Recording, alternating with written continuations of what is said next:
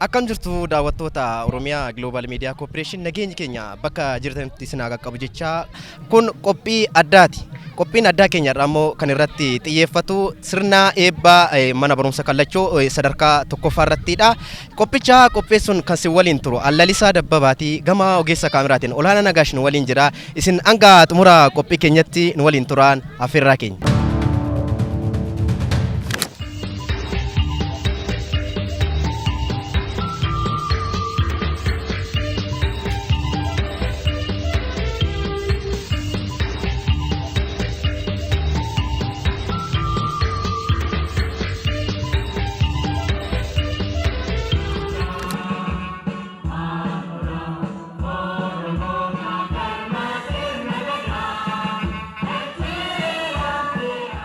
Cafeetuma waaqa shanan gadaa Oromoo si kadhannaa nu dhagahi.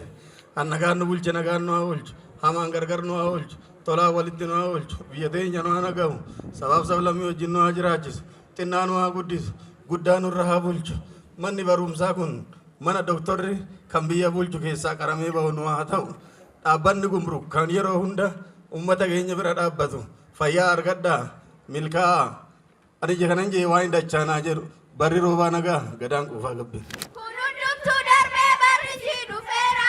Dhaabbata gumruukii moofaan gareera. Dadhabbiin kee bannee fiixaan si baheera. Dadhabbiin kee bannee fiixaan si baheera. Jijjiiramni ijji nu banne tokko waan qabnu akka laallu walitti akka dhufnu ummata keenya akka to'annu carraa kan banne. Eenyu isiniin jedhu? Maqaan koo Barsiistuu Malkaam Guddinaan jedhama. Barsiistuu mana barumsaa Kallachooti.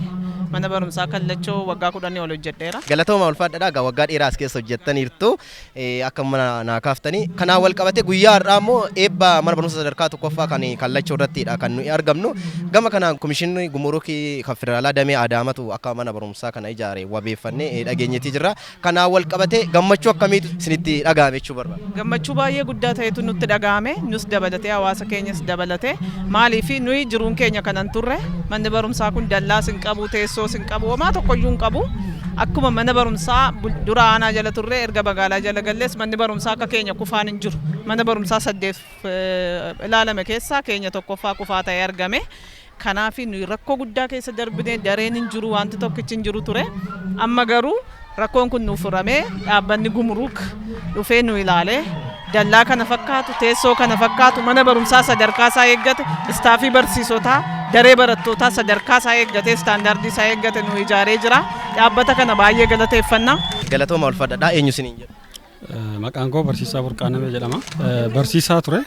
Bara 2002tti as dhufe ture gaafa jalqaban dhufu amma kan daloota isin argitan kun qincebii maal jedhama kun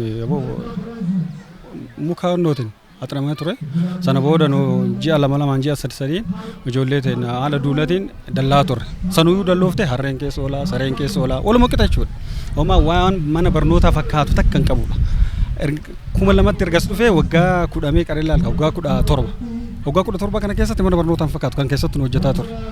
Har'a hawta hojiin saroota hojiin oolaa ture. Manni biiroon daayirekteeraallee akkasuma. Amma yoo kana laallu galanni isaa ga'u gammachuu guddaa qabna. Ana qofaa miti. Barsiisonni as jiran hawaasni naannoo kana jiru gammachuu guddaa qabna. Maaliif ijaarama kana argine haalli baruu barsiisuuf fuulduratti itti kennanuyyuu waan baay'ee nama gammachiisu. Maaliif duraan dallaa daree asiin qilleensa keessan seenu ka balbala hin qabne ka foddaa hin qabne keessa turre har'a garuu ijaarsa kana keessatti ijoolleenis gammaddee nutis gammannee hawaasi bal'aan gammadee gammachuu guddaa adda ta'e anam keessattuu kan uumame jechuudha. Kanaaf hawaasni guddaan akka gammachuu guddaa qabutti natti mul'ata jechuudha waadeeti. Dura hawaasa keenya rakkisaa turre hawaasni amma isaa nu gargaaraa ture amma garuu mana barumsaa jedhee sadarkaa nu kennee mana barumsaa dallaa hin qabne dallaa nutti ijaaree teessoo nutti ijaaree akkasittiin hamilee nutti tore akka nu mana barumsaatti deebinu waan nu gargaaree fi dhaabbata gumuruukiin baay'ee galateeffanna maqaa barsiisota mana barumsaa kanaatiin galata guddaa argatan istaafii isaanii dabalatee erga sochiin mana barumsaa kanaas keessatti jalqabamee dhufanii shaayii bunnaa jechuudhaan barsiisota kakaasuudhaan ofii isaaniitii hojjechuudhaan kana hundumaa waan nu raawwataniif kabaja guddaa isaaniif qabna. Barri kun nuuf bara eebbaati maaliif nuti carraa kana hin arganne jennee yaadnee beennu bakki nuyi naqin sin jiru kadhaadhaa fi abbootii qabeenyaa baay'ee bira deemnee jirra. Namoota fuula namoota baay'ee ilaalaa jirra. Hawaasni keenya humna isaa nu gargaaraa ture, humna hawaasaatii ol ta'e. Kanaaf rakkoo kana waan nu furaniif abbootiin qabeenyaa kanarratti hirmaatanis dhaabbanni kunis maqaa barsiisota mana barumsaa kallachoo ndaa'um hawaasa hundumaatiin galata guddaa qabnaa fi galata argatan. Rakkoo kana waan nu furaniif kana booda nuyi hamileedhaan gara mana barumsaa deemnee qabxii gaarii galmeessuudhaaf deemne kufaa turre jura waan hundumaatiin. Qe'ee kana keessa gaafa ol galtu homaa tokko hin jiru ture. Har'a bakka kana fakkaatu nu ka'anii daree barataa baay'ee bareedaa ta'e, teessoo barataa baay'ee bareedaa ta'e, istaafii barsiisaa baay'ee bareedaa ta'e. Waan hundumaa waan nu guutaniif amma nuyi namaan qixxaannee jirra. Dura mana barumsaa iyyuu fakkaatu kanaaf dhaabbata kana baay'ee galateeffanna jechuun barbaade. Haala dura irraa kaanee kan ammaa yoo ilaalle kan ammaa haala baruu barsiistuu yoo akka gaariin akka kennuun kan nama taasisudha. Maaliif hoo jenne daree barnoota amma daree 8 ijaarame kun barattoota keenya sirriitti nu ga'a. Tiitoraallee oduu kennine sirriitti nu ga'a jenneeti yaadna. Maaliif gammachuu guddaa of keessaa qabna. Barsiisan jechuudha. Kan biiroo dura taa'aa du argite. Tana dura kaasii jigee tokko du argite baay'ee isa ajaa'iba dhugaa. Oduu namni keessa raate qalee san namni dhumaayu. Ufumaan jige dhumaa roobumaan beeka. Kunis akkasuma arginu kaasiin jigee tokkos akkasuma. Amma garuu gammachuun jiru baay'ee natti tola. Maaliif ijaarsa kana arganne haalli baruu barsiisuun akka bareedan kenninu hamilee keessa kennatti horee jira. Baratalleen akkasuma hamilee horata, hawaasnis hamilee horata, nutis hamilee horanna.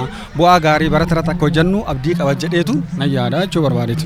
Egaa nuyi amma ijaarsa amma nuyi ijaarame kuni beyond our capacity yaada keenyaan olidha. In eegnes immoo agammaatti abjuu nutti taa'eera kanumta amma ijaarame dallaa kana fakkaatu jechuudha. Itti aanee immoo maal eeggachaa jirra nuyi meeshaalee barreeffamaa hin qabnu. Barataarraa guunnee qormaata maxxansaa turre, laaboraatooriin hin jiru, manni kitaabaa gahaan hin jiru, bishaan hin jiru. Bishaan akkasumatti nas oolanii galanii ijoolleenis nusis rakkoon akkasii utuu nuu furame kana caalmaa wanni jennaa jechuu barbaadeeti. Dhumarratti yaadni qabu ammallee manni barumsaa kun kan inni qabu hawaasni kun kan qabu dhaabbatuma kanadha. Akka amma ati ilaaltu kana miti kuni gaafa mana barumsaa kanaan jalqaba dhufu si kaaseera teessoon hin jiru waan ta'eef kursii barataarra hojjetameentu dabaree teenya kaan hin dhaabata turre amma kabajatu nutti horame. Kanaaf dhaabbanni kuni nu hordofee waan adda addaatiin aga fuulduraatti illee nu deeggaruudhaan akka nu wajjin turu nutis immoo haga humna keenya barumsa kana kan kanaan dura maaliif dura bakka tiitoriyalitti barsiifnu hin qabnu. Muka jalatti barsiisaa turre namni muka jalatti baratu immoo bakkee keessa ilaala malee barsiisaan dhaggeeffatu muka jalatti barachaa turre amma garuu dareen itti barsiifnu hin jira wanta adda addaa nu guutamaa jira waan ta'eef nuti immoo qabxii barataa galmeessuudhaaf waan fooyya'aa fiduudhaaf ammallee onnata laphee kiyyaarraa dhaabbata kana baay'een galateeffadha. Kabaja nutti horanii barsiisaa nu fakkeessanii kabaja guddaa argatanii jechuun barbaada. Isinis galatooma. Hayyee galatooma ulfaadha ayyamamaa ta'uu keessanii eenyu isiniin jedhu? Haayiluu Aggoo. Tole egaa har'a mana barumsa kallachoo sadarkaa tokkoffaa eebbasaa irrattidha kan argamnu. Kanaa wal qabatee gammachuu akkamitti isinitti dhaga'ame? Gammachuu waan akkanan jennetu natti dhaga'ame gammachuun guddaan manni barumsa kallachoo sadarkaa tokkoffaa kuni duraan baay'ee bakka gadi bu'aa waan ta'eef barana bakka gammachuu addaatu nutti dhaga'ame barana. Gammachuu addaatu nutti dhaga'ame. Mana barumsa kana ijaaramuu isaatiin wal qabatee hawaasni naannoo kanaa barataan maatiin barataa akkamitti fudhachuu qaba qabeenya kana? Qabeenya kana dambiidhaan kunuunseetoo sirriitti eeggachuu qaba. Mana barumsaa kana amma gumruk damee hadaamaa waan nu ijaareef yaa galatooman jaa isaanillee. Garuu mootummaan akkanatti gisee hundaa gadi bu'eetu nama argee baay'ee gammachuu guddaatu namatti dhaga'ama. Jarreen kana waaqayyo isaa yaa eebbisu mana kanaaf halkan oduu jeen guyyaa oduu jeen halkanii guyyaan wajjin as bulanii mana kana ijaaranii gaafa guyyaa torbaa jammaranii har'a kunoo ji'a lama jechuun guyyaa shanan qootti fixuu isaaniitiif na gammachiise halkanii guyyaa hojjetanii tooyi yaa galatooman jaa. Ayyamamaa ta'uu keessaniif ulfaadhadha eenyu isiniin jedhu? Maqaan kiyya Taayyee Qumbiin jedhama. Itti gaafatama koree gamtaa maatii barattooti. Dhugaas hin jedha hamma manni kun ijaaramu kana guyyaa gaaf tokko qorra aduu rooba dhuun jedhin ganda kana guutuu as baane har'a manni kun kan jalqabame yookiin immoo kan eegalame bara 1996 hawaasni keenya tuphee baachuudhaan akkasumas muka walitti qabanii waan kana dhaabanii barataa hedduu as keessaa oomishee jiru. Haa ta'uuti immoo barri baraan lakkaa'e mootummaa sila omba kaanii guddifatee nu jala dhufne hamma jedhe darasi komii garaagaraa kaasaa turre jechuudha. Bara nammoo bara kana rabbiin waan san hunda waaqayyo nama keessan ta'e waan kana nuuf fiduudhaan har'a gammachuu kana hin jenne gammachuu guddaa nutti dhaga'ame. Tole eenyu siin jedhu? Maqaan koo Faanosee Tonkoluun jedhama. Asuma mana barumsaa Kallachoo kutaa 8ffaan baradha. Ani maqaan koo Boontuu Zallaqaan jedhama. Barattuma mana barumsaa Kallachoo kanaati kutaa 8ffaan baradha. Egaa manni barumsaa kallachuu sadarkaa tokkoffaan kun kaleessa kan ture har'aa yoo kan argitan maaltu isinitti dhaga'ama? Duraani manni barumsaa keessa teenyee barannu hulleen hawaara ture. Bakka yeroo baaburrii fi qilleensi guddaan ka'u baay'ee kirkiraa nurratti jigachaa sodaachaa turre. Kilaasiinis nu ijaarameera. Akkuma argamu gibbiinis bareedeera. Dallaan duraan dallaan akkanan turre horii fardeen minaamin keessa deemanii amma kunoo nu ijaarameera baay'ee gammanne. Anillee baay'ee gammadee jira. Yeroo duraa teessuma nuti irra teenyu teessuma tokkorra nama 3-4 taanee teenya qilleensi hamaa yeroo dhufu nurratti jiga jennee sodaanna baaburreen naasiin darbu akka malee raafama manni barumsaa teessuma irra teenyu sirra kanna amma garuu waan hundumaa nuuf guutanii mana barumsaa nuuf ijaaranii teessuma nuuf guutanii guddaa isaan galateeffachuun barbaada galatu. Gara fuulduraatti hanqinaaleen guutamuu hin qaba jettan maalidha? Osoo bishaan illee nu galee dirree kubbaallee hin qabnu laaboraatoorii mana yaalis hin qabnu isaan illee nu guutame baay'ee nutti tola. Bakkitti qo'annaan illee hin jiru dirreen kubbaatti taphannu hin jiru ennaa gadi baanu bakkatti boqannu hin jiru bakkeen kun owwaaradha gamma kana nuuf godhanii kana gochuun isaanitti ulfaatu waan ta'eef otoo bishaanis nu gashanii yennaa qormaanni nuuf ba'ullee waan ittiin qormaanni nuuf barreeffamu hin jiru isa sanas otoo nuuf guutanii baay'ee natti tola. Ayyee daawwattoota keenya egaa qophiin keenya har'aa egaa qophiin addaa kan irratti xiyyeeffate sirna eebba mana barumsa kallachuu sadarkaa tokkoffaa irratti kan isiniif qopheessine kana fakkaata qophii birootiin deebinee hanga wal arginutti nagaatti nuuf tura.